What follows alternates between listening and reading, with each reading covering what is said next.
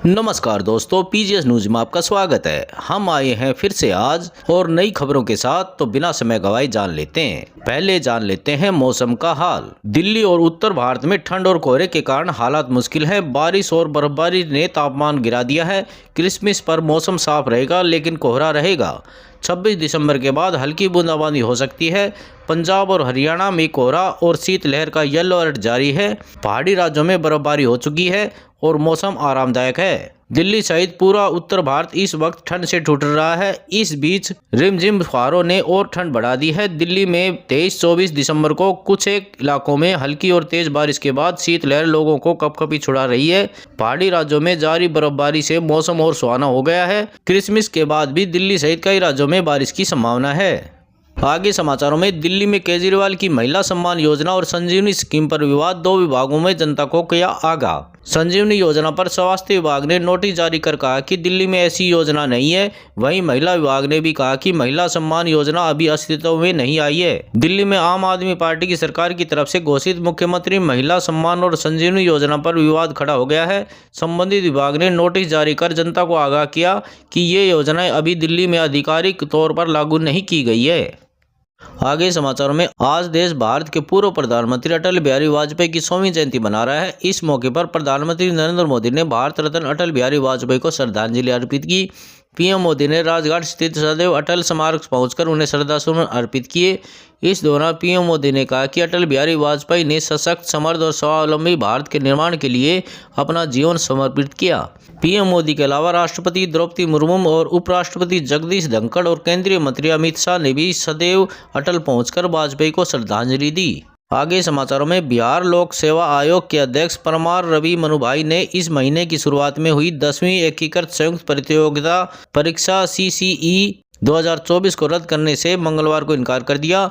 उन्होंने जिला प्रशासन की ओर से सौंपे गए प्रतिवेदन के आधार पर अभ्यर्थियों के हितों को ध्यान में रखते हुए केवल बापू परीक्षा परिसर केंद्र में हुई परीक्षा को दोबारा आयोजित करने का निर्णय लिया है।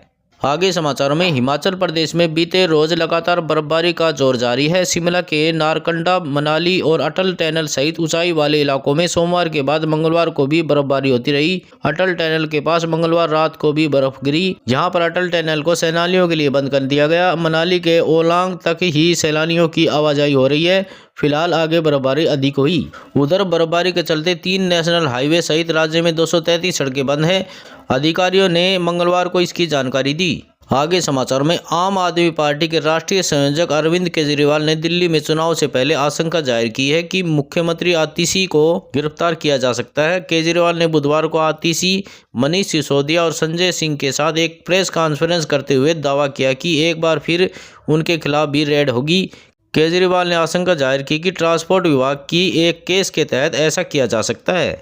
आगे समाचारों में, राजस्थान के कोटपुतली के कीर्तपुर गांव में बोरवेल में फंसी मासूम चेतना अब भी इस इंतजार में है कि उसे बचाने आए अंकल लोग बाहर निकालेंगे और उसके मम्मी पापा से मिलवाएंगे।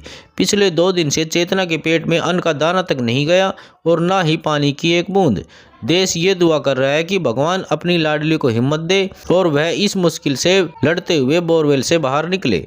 चेतना को 700 फीट गहरे बोरवेल में फंसे अब 2 दिन हो गए हैं, लेकिन बचाव कर्मियों के हाथ मलाल के अलावा अब तक कुछ भी नहीं लगा, क्योंकि दौसा वाली गलती फिर दोहराई गई है। दरअसल दौसा में कुछ दिन पहले ही आयरन नाम का बच्चा बोरवेल में गिर गया था, जिसे बचाने के लिए बड़े स्तर पर रेस्क्यू ऑपरेशन चलाया गया था। आगे समाचारों में, पीलीभीत में पंजाब पुलिस व उत्तर प्रदेश पुलिस की संयुक्त कार्रवाई में मारे गए खालिस्तानी जिंदाबाद फोर्स के 3 आतंकियों के शवों को लेकर जा रही एम्बुलेंस को मंगलवार देर रात एक्सीडेंट हो गया।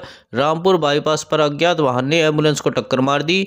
इस हादसे के बारे में सूचना मिलते ही रामपुर पुलिस में हड़कंप मच गया। जिले के सभी बड़े पुलिस प्रशासनिक अधिकारी मौके पर पहुंचे और क्षतिग्रस्त एम्बुलेंस से तीनों आतंकियों के शवों को दूसरी एम्बुलेंस में ट्रांसफर कराया और पंजाब के लिए रवाना किया।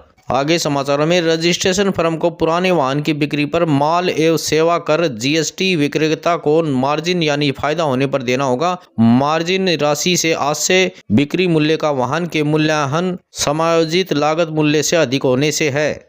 मामले से जुड़े एक जानकार ने मंगलवार को यह जानकारी दी। उल्लेखनीय है कि जीएसटी काउंसिल ने पिछले सप्ताह अपनी बैठक में इलेक्ट्रिक वाहन सहित सभी पुरानी यानी सेकंड हैंड वाहनों की बिक्री पर जीएसटी की 18% की एकल दर निर्धारित करने का निर्णय लिया। पहले अलग अलग दरें लगाई जाती थी। अगर कोई व्यक्ति किसी अन्य व्यक्ति को पुरानी कार बेचता है तो उस पर जीएसटी नहीं लगेगा। आज के समाचारों में बस इतना ही। कल मिलते हैं और नई खबरों के साथ। तब तक के लिए नमस्कार।